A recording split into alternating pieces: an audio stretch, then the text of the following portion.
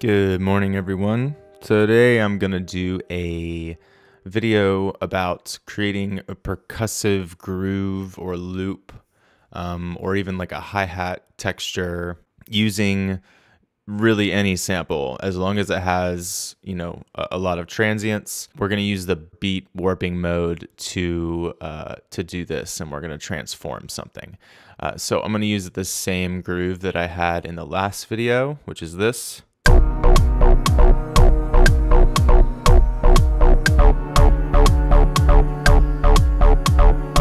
So it needs some movement, it needs some texture, it needs some rhythm beneath it, just like a 16th note thing. So I went through and I was just looking for samples that had a lot of transients to save time. So I picked this one. It's just a random computer room Foley sound.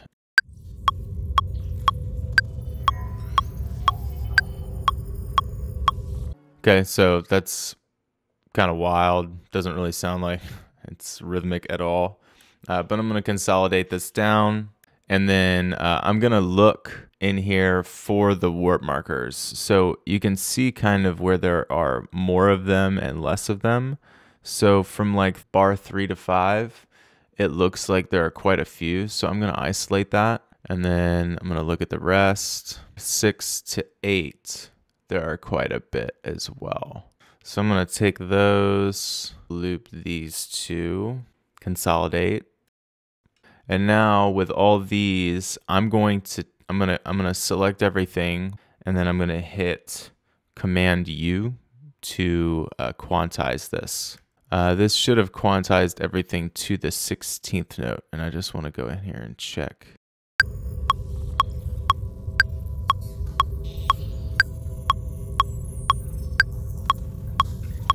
So it kind of has like a more rhythmic feel to it now.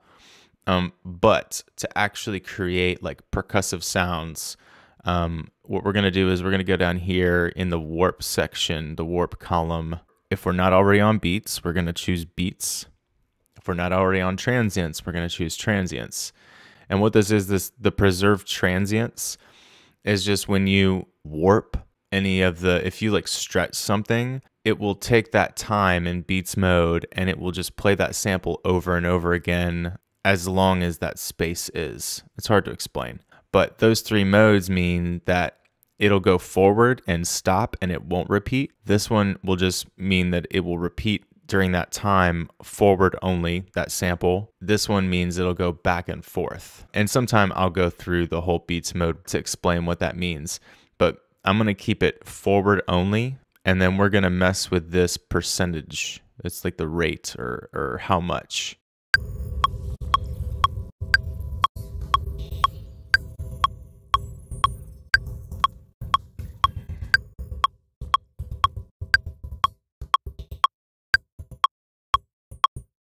Okay, so there's a couple things in there, but I like that enough to freeze it and flatten it.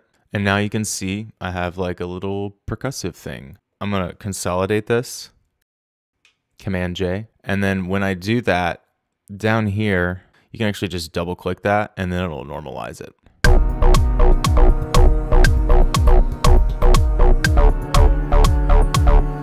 So it's already more interesting because I have that little like groove beneath it. And that was not in any way percussive 3 minutes ago. So let's listen to it with a click and hear where the problem spots are.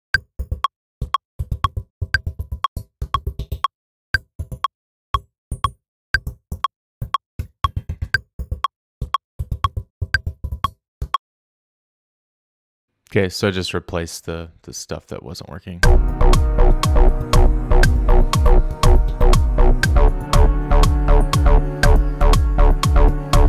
Okay, so my technique to fill in those gaps is I'm gonna add some effects on here. First, I want to, let's put a saturator on it. And let's just give it like a few, let's make it 6. Put an overdrive on that.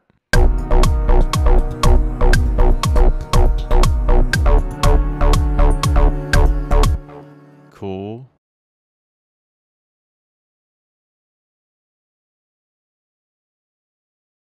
Okay, so I stuck a reverb on there to give it a little space, move the OTT, wanted to give it like kind of a woody texture and get rid of all the low end mess. And then I'm gonna add a filter delay in the middle of it.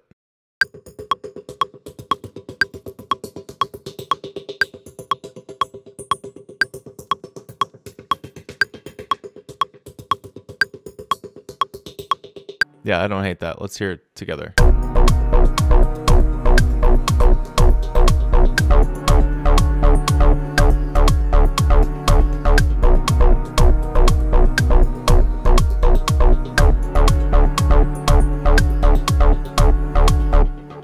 Cool. So that's the idea. So you take a sample with a lot of transients and, mess around with it. This is just another sound design idea. Hopefully this was helpful. Subscribe to our YouTube channel. If you have any questions, hit us up at info@4over3.me, and then check out our website and subscribe to our email list so you can get notifications when we add new products or cool stuff to the site. So have a good one, and I'll see you in the next video.